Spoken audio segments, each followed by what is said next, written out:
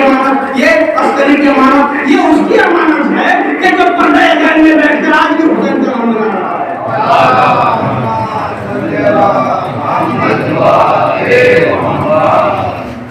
یہ اس کی امانت ہے۔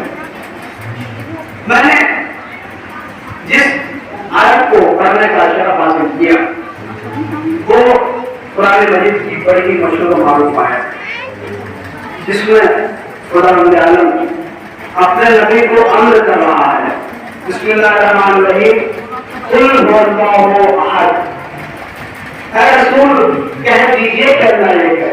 یہ توحید ایک ایسا ٹاپک ہے کہ بڑے بڑے علماء اس کا بہت زور بنا ہے۔ توحید ایسا ٹاپک ہے ہر آدمی اس کو بول نہیں سکتا۔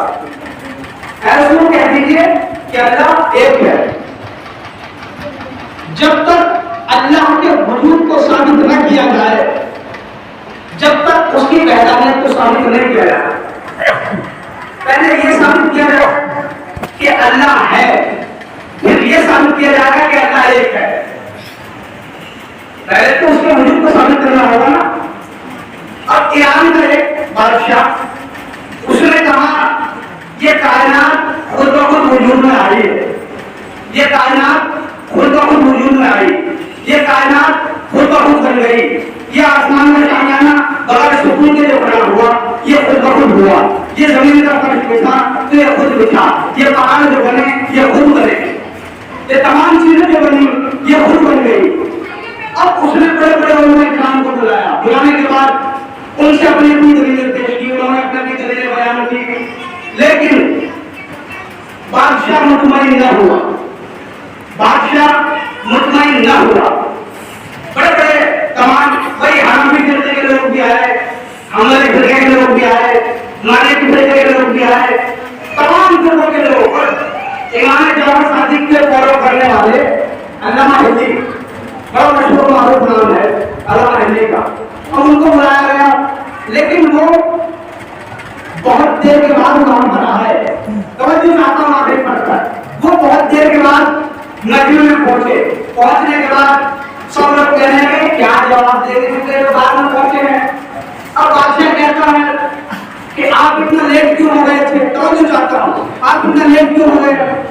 تو علامہ ہندی نے کہا کہ میرا گھر سمندر کے اس پار ہے، میرا گھر دریا کے اس پار ہے، میں جب بھی آتا ہوں کشتی میں بیٹھ کر آتا ہوں، میں جب بھی آتا ہوں کشتی میں بیٹھ کر آتا ہوں، میں جب بھی آتا ہوں کشتی میں سوار ہوتا ہوں، پھر آپ تک آتا ہوں، پھر دریا کو پار کرتا ہوں، لیکن آج اچانک ایسا ہوا کہ مجھے کشتی نہ ملی، میں بیٹھ گیا، بہت دیر تک ویٹ کر رہا تھا، بہت دیر تک انتظار کر رہا تھا، لیکن میں نے دیکھا کہ آسمان سے دو تخت گرے، اس میں کیلیں لگی، کیلیں لگنے کے بعد میں اس میں بیٹھا، پھر کشتی بن گئی، میں اس میں بیٹھا، بیٹھنے کے بعد آپ تک آ گیا۔ تمام لوگ کہنے لگے ارے اوپر سے تخت نہیں گر سکتے، آسمان سے تخت نہیں گر سکتے، کیلیں خود نہیں بن سکتی، بھائی کشتی خود نہیں بن سکتی۔ بادشاہ کہنے لگا کشتی خود نہیں بن سکتی، تو علامہ ہندی نے کہا میں یہی تو بتانا چاہتا ہوں کہ جس طریقے سے ایک چھوٹی سی کشتی نہیں بن سکتی، ویسے پوری کائنات خود نہیں بن سکتی۔ سلام پڑھے مجھے محمد والے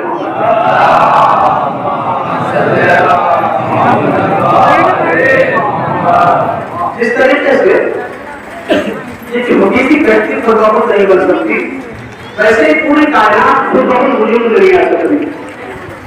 اچھا ایک سوال یہ ہے آپ لوگوں سے، سبھی لوگ ہم لوگ نماز پڑھتے ہیں، اللہ خوش ہوتا ہے، ہم لوگ گناہ کرتے ہیں، اللہ ناراض ہوتا ہے۔ اس نے یہ سوال چھٹے امام سے پوچھا، ایسی توحید دنیا کے اندر کہیں نہیں ملے گی جیسے نبی اللہ میں موجود ہے، ایسی توحید کسی کے پاس ہے نہیں جیسے ہم لوگوں کے پاس توحید ہے۔ میں تو پھر وہی پڑھنا پڑے گا کہ ہم لوگ مسیح جہنم پکارے گی اور اللہ کو اندر پیر جانا چاہتے کر دے، یہ ساری ایسی بڑی مسلمان پڑھی جیسی توحید ہمارے پاس ہے ایسی توحید کسی کے پاس، اور یہ دنیا والے بھی مانتے ہیں۔ محمد علی انجینئر پاکستان کا بہت بڑا نام ہے، انہوں نے جب نظر بڑھا کر وہ پڑھا، پڑھنے کے بعد یہ کہا کہ بھائی جیسی توحید شیعہ لوگوں کے پاس ہے ایسی توحید کوئی کہنا کسی کے پاس نہیں، ایسی توحید کسی کے پاس نہیں۔ کسی نے چھٹے امام کو دیا امام یہ بتائیے کہ اللہ خوش اور ناخوش ہوتا ہے؟ چھٹے امام نے کہا نہیں، کہا تو مولا یہ تو کتابوں میں روایتوں میں ہر جگہ جو لکھا ہوا ملتا ہے کہ اللہ خوش بھی ہوتا ہے، اللہ ناراض بھی ہوتا ہے، اس کا مطلب کیا ہے؟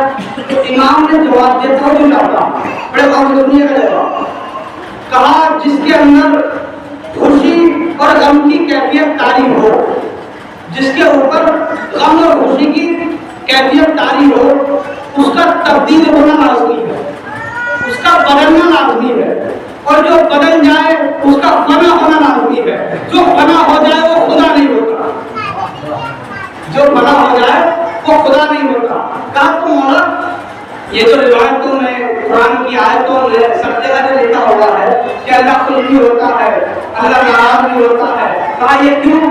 کہا اگر اللہ خود یہ نہ کہتا کہ میں خوش ہوتا ہوں تو کوئی نماز پڑھنے کے لیے تیار نہیں تھا، کوئی روزہ رکھنے کے لیے تیار نہیں تھا، کوئی حج کرنے کے لیے تیار نہیں تھا، کوئی زکات دینے کے لیے تیار نہیں تھا۔ بھائی اگر کوئی میں اللہ کہتا کہ میں ناراض ہوتا ہوں تو پھر لوگ گناہ زیادہ کرتے، گناہ اس کو رکھتے، اس لیے اللہ نے کہا۔ اور ایک چیز یہ جو اللہ اکبر ہے آج تک اس کا کوئی صحیح ترجمہ نہیں کر پایا، شیعہ قوم کے علاوہ کوئی بھی اس کا صحیح ترجمہ نہیں کر پایا، کوئی بھی۔ توجہ چاہتا ہوں اللہ اکبر کا ترجمہ کیا ہے؟ والی اللہ اکبر کا ترجمہ کیا ہے؟ اللہ سب سے بڑا ہے، اللہ سب سے بڑا ہے۔ اب ہمارے ہم بڑا بھائی اب خوشی بات ہے کہ کہیں کیا کہ یہ سب سے بڑا ہے، یہ سب سے بڑا ہے، کیا مطلب؟ کہاں کچھ چھوٹے اور ہیں جن سے یہ بڑا ہے، کچھ چھوٹے اور ہیں جن سے یہ بڑا ہے۔ اگر ہم نے ترجمہ یہ کیا کہ اللہ سب سے بڑا ہے تو اس کا مطلب کیا ہے؟ کچھ چھوٹے اور ہیں جن سے یہ بڑا ہے۔ کل ترجمہ کیا ہونا چاہیے؟ چھٹے امام نے پوچھا، چھٹے امام نے جب چھٹے امام نے کسی نے سوال کیا ہے امام بتائیے کہ اس کا صحیح ترجمہ کیا ہے؟ کہا فلا فلا فلا کیا کہتے ہیں؟ کہا وہ تو یہ کہتے ہیں کہ اللہ سب سے بڑا ہے۔ تو امام نے کہا کہ انہوں نے تو کافی اللہ بنا دیے، انہوں نے تو کافی اللہ بنا دیے۔ کہا تو مولا صحیح ترجمہ آپ بتا دیجیے۔ کہا اس کا صحیح ترجمہ یہ ہونا چاہیے کہ ہماری توصیف اور تعریف کرنے سے بھی وہ بڑا ہے، یعنی وہ اتنا بڑا ہے کہ ہم اس کی تعریف لفظوں میں نہیں کر سکتے، ہم اس کی تعریف لفظوں میں نہیں کر سکتے۔ اب کیا مطلب؟ آپ نے نماز شروع کی، آپ نے نماز شروع کی، تکبیرۃ الاحرام کہی، اللہ اکبر، تکبیرۃ الاحرام کہی، اللہ بڑا ہے، اللہ تعریف اور توصیف سے بھی بڑا ہے، تکبیرۃ الاحرام کہی، آپ رکوع میں گئے، رکوع سے اٹھ کے اللہ اکبر، اللہ تعریف اور توصیف سے بڑا ہے۔ اور پھر لاسٹ میں پہنچ جائیے، پہنچنے کے بعد جو آپ کہیں گے لاسٹ میں کیا ہے؟ اللہ اکبر اللہ اکبر اللہ اکبر۔ کیا مطلب؟ مطلب یہ ہے کہ پروردگار نے تیری توصیف اب بھی بیان نہیں کر سکا کہ تو کتنا بڑا ہے۔